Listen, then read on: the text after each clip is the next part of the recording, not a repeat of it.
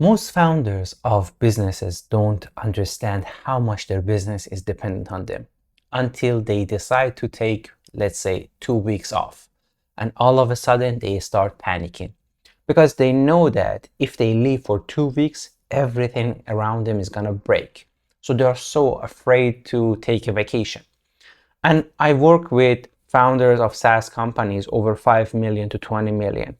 And at that stage, things become really chaotic. And I see these founders, which can be like CEOs, COOs, operators, directors, general managers, they are working 12 to 16 hours a day to just solve problems and run the business. And that's not the way it is. I used to be a CEO of an 8-figure company, and we grew that company from 5 million to 19.2 million. And I've seen it firsthand because I was one of those people who was working 16 hours a day until I realized that I needed to change something. And then after a while, we built a well-oiled machine that ran without us. So I didn't need to work my tail off every single day to get numbers. And the company was growing and scaling at the same time. Now, as a business advisor, I try to bring the same operator mindset to my clients and help them to figure things out, because that's a serious problem that is just too many entrepreneurs, too many founders and operators are struggling with. But the fix is quite simple.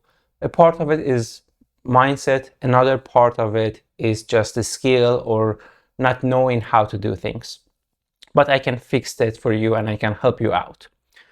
As having said that, I built a diagnostic as well, which is a simple questionnaire.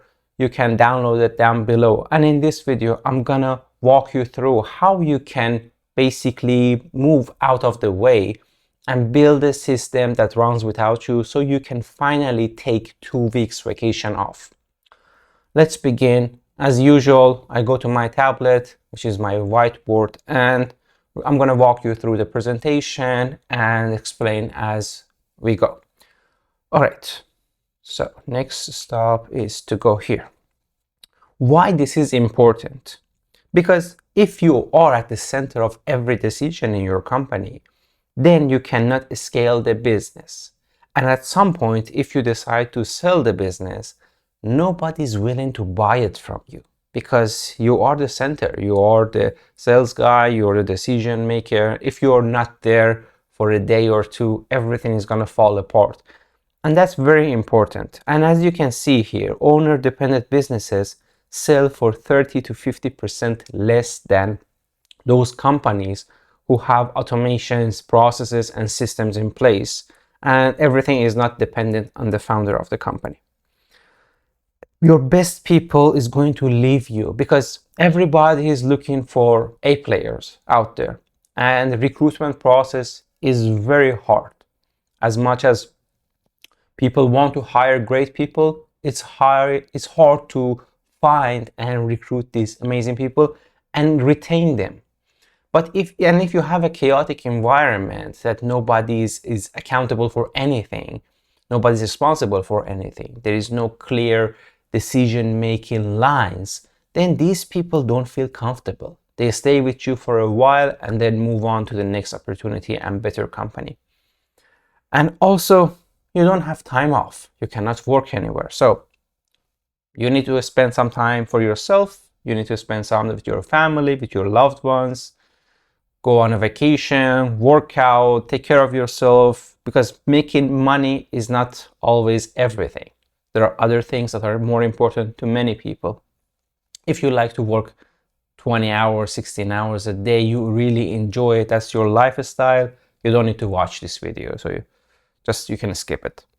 Founder dependency happens because people think that you cannot measure it, but that's a wrong approach. You can measure almost anything. You can assign numbers and quantify qualitative metrics as well. So that's very possible, and that's what I did with my questionnaire to give an idea where the founders are on the dependency level and their business. So average owner sits around 50%. I'm going to explain it to you a bit later on. But if your owner independent 80+% is just make the business sellable, and lower is of course is better. But I'm gonna explain it a bit later for you. You don't need to worry about that. There are 4 things with this questionnaire that I have, and link in the description. You have to measure 4 things: decision load, team ownership, you want to understand your operating rhythm, and step away capacity, for how long you can step away from the business without things breaking. Let's break them down together and we go through them. So if we're talking about the decision load, we want to understand that how many decisions on a weekly basis come to you. So how often decisions your leaders, team leaders, your team members bring up to you. How clearly is it written when decisions your team can make without you? And how much of your typical day goes making, approving things that somebody else could own? And how often do you get pulled into approving small things, discount, refund, spend, hires?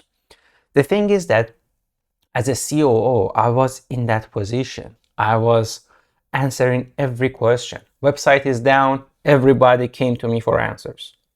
Like, why are you coming to me? We have an IT team. We have 24/7 support. So there was a misalignment between the support members and IT members. They didn't want to communicate with each other because they thought that every decision should come to me for approval, and then I needed to approve those decisions so they can fix it. And that was a wrong approach. So we clarified the decision levels and gave the head of those departments enough authority to make these decisions. If the website is down, if there is a server maintenance or whatever is happening, you guys, the departments, should communicate with each other. And if there are things that should be escalated, you escalate it with your manager, your head of department, and then that head of department is going to communicate it with another head of department. And then if something is really emergency, is really bad, you need my approval, then you come to me at a different level. So we need to understand these small decisions for invoicing, for discount, sales discount, marketing, website is down, IT, and so on, and issues with products, bugs in the system. They should have different levels that they can make these decisions. And if everything is coming to you and you're solving every problem, well, that's a problem. Now we move to the team ownership levels too. So this is very important. Do your leaders decide or they just execute? At some point, I was always complaining, and it was my mistake actually, but I was complaining. People are not taking initiatives, and I have to tell them what to do next all the time. And that created a lot of friction. And that was my fault because I didn't clarify the ownership inside the company for different team leaders, which led to the other problem decision making too. So do your leaders bring decisions to you with recommendations or problem to solve? So this comes back to the training part, and you need to train your team to, when there is a problem, they need to come up with solutions for it as well, and a few recommendations and the best options to choose from. That way, when the decision comes to you for approval, you know there are options, so you don't need to solve the problem from scratch. And that's a matter of training. So it's very important to understand that your team leaders can make decisions, can come up with solutions for to problems and recommendations or not, or they just ask you to solve the problems for them. Does each leader own a clear number or outcome they are accountable for? That's job responsibilities, accountability charts, and so on. When something goes wrong, does the team fix it at the source or wait for you? This is something, again, goes back to the training side of it. Solving the root cause of the issue is the most important thing that you should do and your team members should do. So you need to train them, you need to communicate with them that whenever an issue happens, ideally we want to solve the root cause of the issue to prevent it from happening ever again. How much do you trust your leadership team to make the call without you? that goes back to the leadership identity. If you hired good people, if you give them enough authority, and if you clarified the level of decision making that they can make and train them well enough, then that trust comes into. Here's the part a lot of founders and executives they fall into, because that's a big trap of micromanagement. And everyone talks about micromanagement, but micromanagement has a bad name. It's like you're picking something and you're just bothering people. But in a true sense, micromanagement is not to bother people. It's not to be annoying. It's to coaching them and teaching them. So it's a hand-holding process, and it shouldn't be forever. It should be for a certain period of time. You're hand-holding. What did you do, for example? What are your responsibilities? How many decisions did you make? Where did you have doubt about this decision or that task? You communicate, you train. And then after a while, you slowly let go and let the person does whatever he or she is going to do. Next is the operating rhythm. And if you can answer these questions, it's going to give you some ideas that how your operations are working right now or not. Does the week run without you in the room, or they need your constant presence? Do your leadership meetings end with clear decisions, owners, and deadlines or not?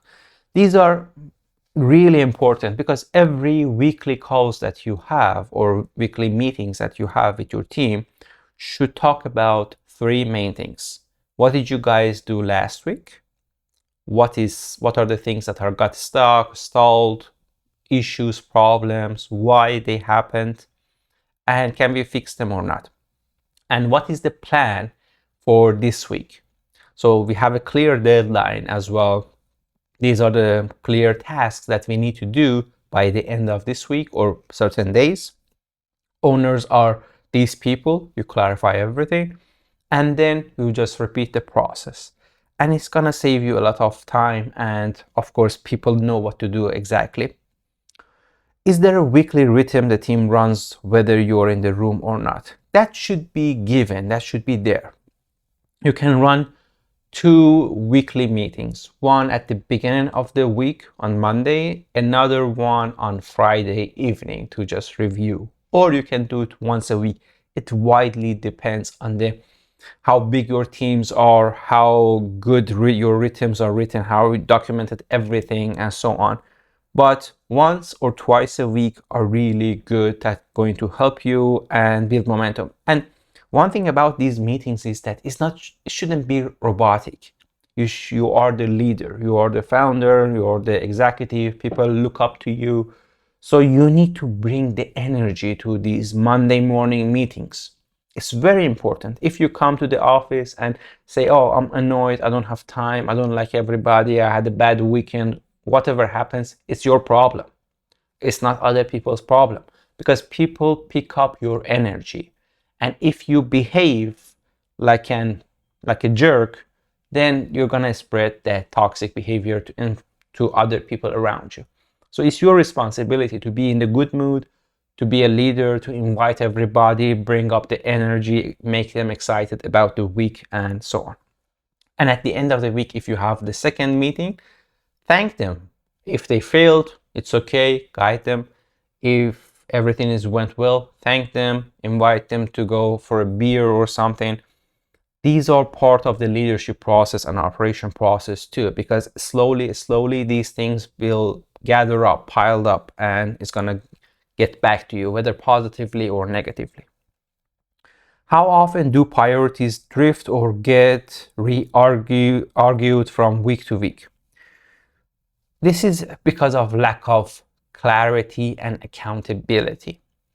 You need to have clear accountability process and system in place. So if someone misses a deadline, we want to understand why.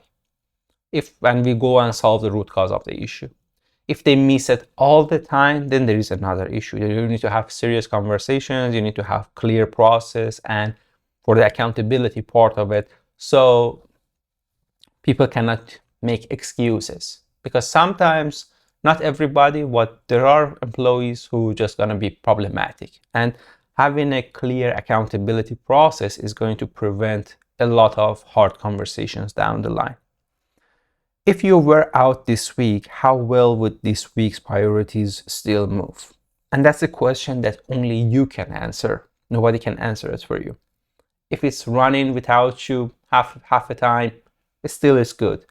All the time they need you, they need your presence, then that's a problem. Okay, and a step away capacity, last one. What happens when you're gone? If you take 2 weeks, 2 months, 6 months of vacation, what's going to happen to the business?